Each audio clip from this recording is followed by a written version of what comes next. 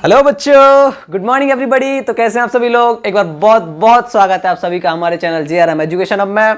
तो जैसा कि आप सभी जानते हैं कि बच्चों के बोर्ड्स के एग्जाम चल रहे हैं और 10th वाले हों चाहे 12th वाले हों, सभी बच्चे अपने जोर शोर से मेहनत में लगे हुए हैं। तो आज हम क्लास 12th के बच्चे, बहुत से बच्चे कमेंट कर रहे थे कि सर हमारे लिए बायोलॉजी के प्रीवियस ईयर क्वेश्चंस लेकर आइए। ठीक है, तो आज हम कुछ प्रीवियस ईयर्स, कुछ नहीं 10 ईयर्स के समथिंग क्या करके उसको सर्च करके और उसको ढूंढ के सही तरीके से उसका निष्कर्ष निकाल के लाए हैं। कुछ 10-15 क्वेश्चन लेकर आए हैं पर चैप्टर से। ठीक है, तो आज हम चैप्टर 2 लेकर आए हैं, sexual reproduction in flooring plants. तो जो क्लास 12 बायोलॉजी वाले बच्चे हैं जिनके पास पीसीबी है, वो लोग निकाल कर बैठ जाएं, एक नोटबुक ले लें, एक पेन ले लें, क्योंकि ये क्वेश्चन ऐसे क्वेश्चन है बेटा जो आपके एग्जाम में डायरेक्ट आने वाले हैं। और इस बात की मैं गारंटी ले सकता हूं कि इनमें से क्वेश्चन आएंगे ही आएंगे आपके। ठीक है, फर्स्ट चैप्टर में से बहुत इंपॉर्टेंट क्वेश्चन है बेटा ये लोग। ठीक है, तो आप लोग शुरुआत करने से पहले चैनल को सब्सक्राइब कर लीजिए, वीडियो को लाइक कमेंट एंड शेयर कर दीजिए, और हां नोटबुक और पेन लेकर बैठ जाइए ताकि मैं शुरू करूं। जल्दी शुरू करें, सब थम्स अप कर देंगे सभी लोग एक बार, फिर शुरू करते हैं हम। तो पहला, क्योंकि चैप्टर फर्स्ट तो आ नहीं रहा है, तो चैप्टर 2 जो sexual reproduction in flooring plants है उसके प्रीवियस क्वेश्चंस है। ये बहुत इंपॉर्टेंट क्वेश्चंस है बेटा। ठीक है, PYQ जो होते हैं, ठीक है, शॉर्टकट में PYQ बोलते हैं सब लोग। तो इसके PYQ हम आपको आज कवर कराने वाले हैं। तो ये कुछ 10 से 15 समथिंग 15 क्वेश्चन है, 10 अभी है, 5 आप इसके बाद कवर करवाएंगे, अभी करवाएंगे इसी वीडियो में, डोंट वरी। ठीक है, चलिए निकाल लेंगे सभी लोग, जल्दी ले लिए नोटबुक। कि राम को देख कर श्री जनक नंदिनी बाग में यूं खड़ी की खड़ी रह गई। चलो आज तो ट्यूसडे हो रहा है, बजरंगबली जी का दिन है। चलो तो बजरंगबली जी का नाम लेके एक बार शुरुआत करते हैं जल्दी।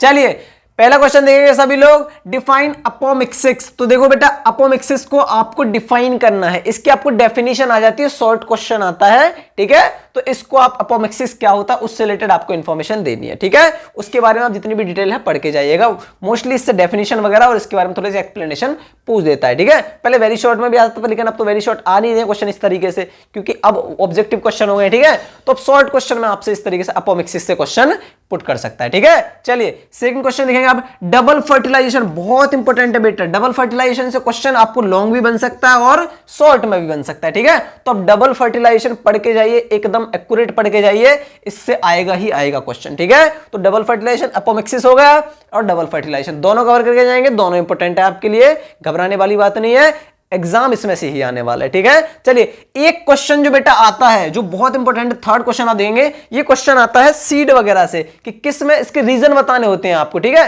तो मैं सिर्फ आपके लिए क्वेश्चन लेकर आया हूं, इस तरीके के क्वेश्चन आपने किए होंगे, आपके पास सैंपल पेपर वगैरह होंगे ना, तो उसमें दे रखे हैं कि मान लो a flower of tomato plant, एक टोमेटो प्लांट का एक फ्लावर है। ठीक है, following the process of sexual reproduction producer 240 viable seeds को क्या करता है, प्रोड्यूस करता है। ठीक है, तो answer the following question given reasons, given questions और गिवन रीजंस। कुछ क्वेश्चंस होंगे नीचे क्वेश्चन दिए होते हैं, ये सीड्स वाले क्वेश्चन बहुत आने वाले हैं बेटा, एक क्वेश्चन आपको फंसेगा ही फंसेगा और लॉन्ग क्वेश्चन बनेगा। ठीक है, आपके लिए लॉन्ग क्वेश्चन में इस तरीके का क्वेश्चन बनेगा ही बनेगा, क्योंकि हर बार पूछता है। तो आप कुछ अनोखे तो होने जो आपसे ना पूछे, तो आपके चांसेस हैं कि आप ये वाला क्वेश्चन करके जाएं, कहीं सीड्स इतना हो जाता है कभी इतना हो जाता है, तो आपको जो क्वेश्चन पूछेगा उनके रीजन बताने हैं कि इतने सीड्स किस वजह से कैसे प्रोड्यूस हो रहे हैं। तो जो क्वेश्चन आपसे पुटअप करे, 4-5 क्वेश्चन होते हैं, वो आपको रीजन देने। ठीक है, तो इस तरीके के आप क्वेश्चन की प्रैक्टिस कर लीजिएगा। ठीक है, चलो चलिए फोर्थ क्वेश्चन देखेंगे, labelled diagram of fertilised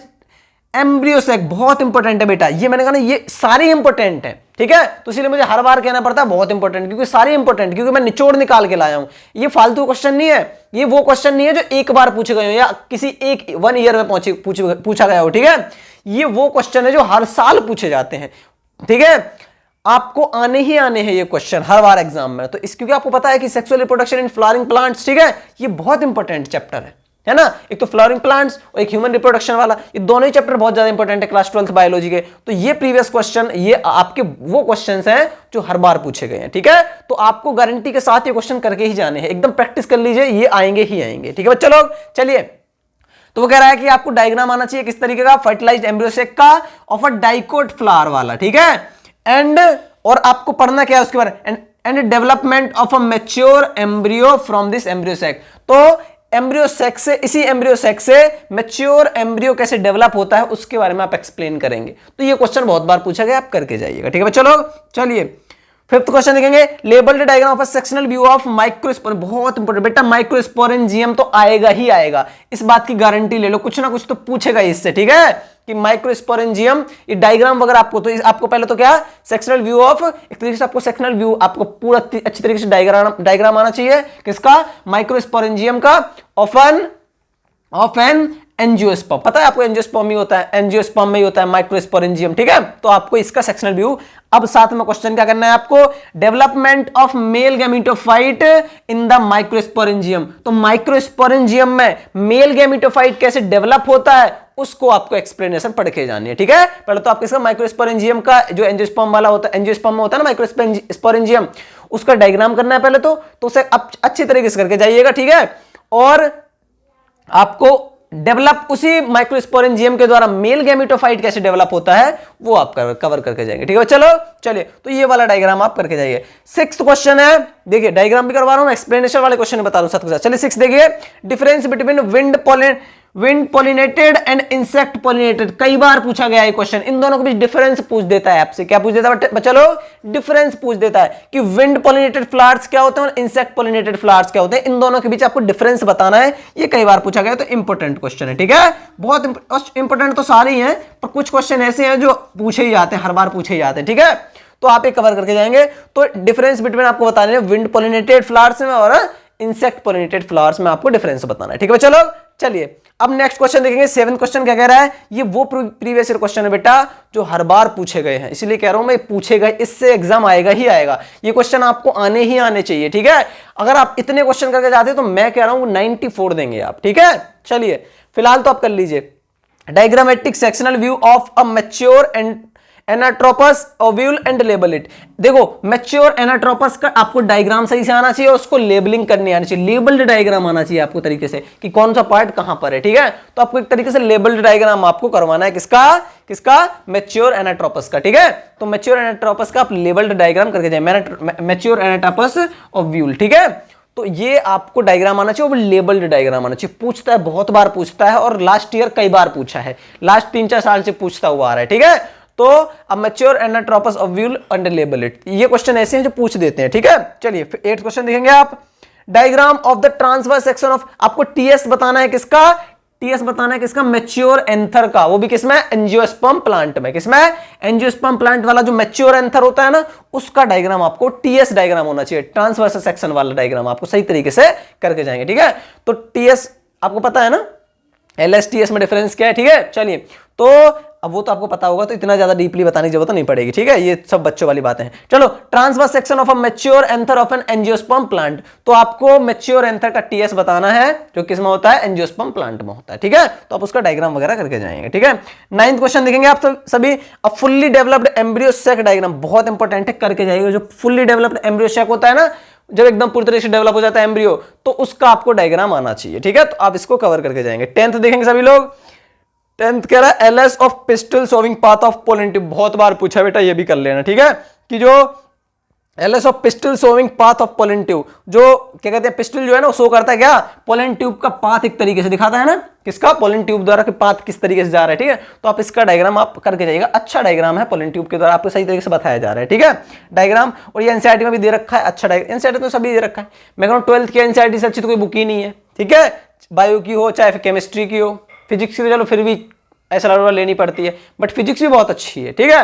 but थोड़ी बहुत ऐसा से कुछ टॉपिक्स बच्चों क्लियर नहीं होती है, तो वहां से हो जाते हैं। लेकिन बायोलॉजी और केमिस्ट्री तो आपके ऐसी है 11th 12th की, तो आपको पढ़ने की जरूरत ही नहीं है कहीं और से, ठीक है। तो आपको बाहर से पढ़ने की जरूरत नहीं है, इतनी बढ़िया आपके राइटर हैं और इतनी बढ़िया आपके एनसीईआरटी बुक्स, वो इस तरीके से क्या गई हैं, मेंटेन की गई हैं, इस तरीके से बनाई गई हैं वो, कि बाहर से कुछ पढ़ने की जरूरत ही नहीं पड़ती अगर आप एनसीईआरटी कवर कर लेते हैं, किसकी, बायोलॉजी की और केमिस्ट्री की, ठीक है। फिजिक्स में थोड़ा सा ऊपर से सलरवा वगैरह से या एचसी वर्मा वगैरह से पढ़ लेते हैं बच्चे, बट इसकी आपको ज्यादा जरूरत है, ठीक है। चलिए, तो LS of pistil showing path of pollen tube, तो ये 10 क्वेश्चन थे। आप आई होप कि आप लोगों ने इसे कवर कर लिया होगा। अब मैं इसे रफ करने वाला हूं और अब आप लोग निकाल लेंगे क्या, क्या निकालेंगे? अब आप लोग लिखना शुरू करेंगे, तो मैं ऊपर का रफ कर देता हूं फिलहाल, और आप नीचे वाले लिख लीजिए अगर नहीं लिखे हैं तो। ठीक है बच्चा लोग, चलो अभी तो कपड़े से ही साफ करना पड़ता है, क्योंकि डस्टर से ना गंदा गंदा हो जाता है, ब्लैक ब्लैक हो जाता है। 3-4 डायग्राम और बचे हैं, नीचे वाले लिख लेंगे आप सभी लोग। चलिए नेक्स्ट क्वेश्चन देखेंगे आप सभी। तो अब आपका 11 क्वेश्चन जो है बेटा वो है एलएस ऑफ मेज ग्रेन। ठीक है, आपको एलएस डायग्राम आना चाहिए किसका? मेज ग्रेन का। तो ये बहुत इंपॉर्टेंट है, एलएस ऑफ मेज ग्रेन। ठीक है, तो ये आप करके जाएंगे, बहुत इंपॉर्टेंट है बेटा, कई बार पूछा हुआ, इसका डायग्राम वगैरह सही तरीके से करके जाना और इसको एक्सप्लेनेशन पढ़ लेना। ठीक है, कि क्या होता है। ठीक है, चलिए 12th क्वेश्चन, 12th टॉपिक देखेंगे, इंपॉर्टेंट क्वेश्चन देखेंगे। आपको बहुत बार क्या कहते हैं, गाइन, यही तो है। देखो बेटा आपसे डिफरेंस पूछता है, क्या पूछता है? डिफरेंस बिटवीन किस किस के बीच? जेनोगेमी,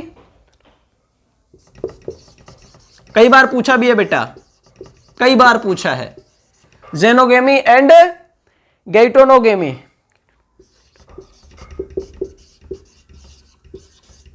ठीक है, इन दोनों के बीच बहुत बार डिफरेंस पूछा है। ठीक है, तो आप करके जाइए, कई बार पूछ लिया ये क्वेश्चन, डिफरेंस बिटवीन गैटोनोगेमी और जेनोगेमी। ठीक है, ये जेनोगेमी पढ़ सकते हैं बहुत से बच्चे से। चलो 13 देखेंगे आप सभी लोग। तो 13 जो टॉपिक है इंपॉर्टेंट है, 2-4 बचे हुए हैं, वो आपको कवर करवा रहा हूं मैं।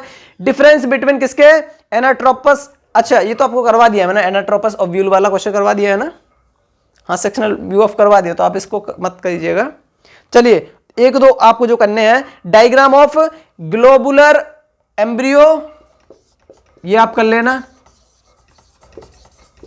डायग्राम ऑफ, बहुत इंपॉर्टेंट है बेटा ये, ग्लोबुलर ओव्यूल, सॉरी एम्ब्रियो मैं कह रहा हूं ओव्यूल।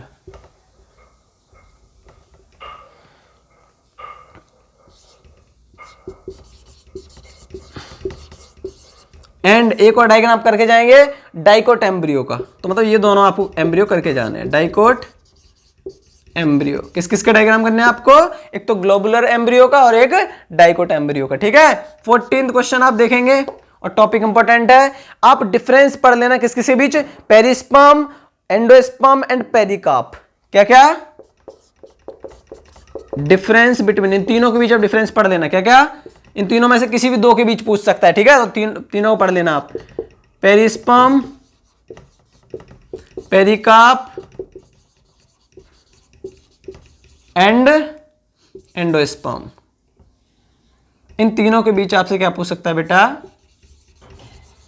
डिफरेंस पूछ सकता है। डिफरेंस बिटवीन किसी भी दो के बीच, पेरिस्पर्म एंडोस्पर्म, या फिर पेरिस्पर्म या पेरिकार्प के बीच, या पेरिकार्प एंडोस्पर्म, इस तरीके से आपसे डिफरेंस पूछ सकता है। लास्ट टॉपिक 15th टॉपिक, मैं कहता हूं 15th क्वेश्चन ऐसे हैं, 15th क्वेश्चन लास्ट टॉपिक जो है वो आपको मैच्योर एंथर का टीएस आना चाहिए, टीएस ऑफ मैच्योर एंथर। तो ये बेटा आपके 15th टॉपिक ऐसे थे जो बहुत ज्यादा इंपॉर्टेंट थे, जो मुझे नहीं सबको लगा, सबको पता है कि ये क्वेश्चन आते ही आते हैं, चाहे किसी भी टीचर से पूछ लेना, इनसे क्वेश्चन पूछेगा ही पूछेगा। तो आप लोग क्या करेंगे, इन टॉपिक्स को, इन डायग्राम्स वगैरह को सही तरीके से प्रैक्टिस करके जाइए। मैंने कहा ना बायोलॉजी में भी 1-2 चैप्टर तो बहुत ज्यादा इंपॉर्टेंट है, ह्यूमन रिप्रोडक्शन हो गया, ठीक है, या सेक्सुअल रिप्रोडक्शन प्लांट्स हो गए, ये वाला चैप्टर, ठीक है, तो ये बहुत ज्यादा इंपॉर्टेंट, चैप्टर 2 चैप्टर 3 बहुत ज्यादा इंपॉर्टेंट है। ठीक है, तो आप इसे कवर करेंगे। आई होप कि आप लोगों को वीडियो अच्छी लगी होगी। अगर वीडियो अच्छी लगी है तो वीडियो को लाइक, कमेंट एंड शेयर कर देना, और चैनल को सब्सक्राइब कर लीजिए। अपने भाई को सपोर्ट करते रहिए। अब भाई कह लो या कुछ भी कह लो, भैया कह लो, सर कह लो, बहुत से लोग बच्चे कुछ कहते हैं, ठीक है, तो आप सपोर्ट कीजिए अपने मनीष भाई को, और हाँ चैनल को सब्सक्राइब कीजिए, ज्यादा से ज्यादा वीडियो को शेयर ज्यादा से ज्यादा कीजिए, ताकि जो इंफॉर्मेशन, जो क्वेश्चन आप तक पहुंच रहे हैं वो और बच्चों तक भी पहुंचे। ठीक है, चलिए मिलते हैं अगली वीडियो में, तब तक के लिए बाय बाय, टेक केयर। अपनी हेल्थ का ख्याल रखिए, एग्जाम चल रहे हैं तो हेल्थ से लेकर कोई आपको इश्यू नहीं होना चाहिए, कोई प्रॉब्लम ना होनी चाहिए। ठीक है, चलिए बहुत बहुत शुक्रिया बेटा आप सभी लोग। एक बार जाने से पहले सभी लोग थम्स अप कर देंगे और कमेंट में जरूर बताइएगा वीडियो कैसी लगी आप सभी को। ठीक है, चलिए थैंक यू सो मच आप सभी को बच्चा लोग।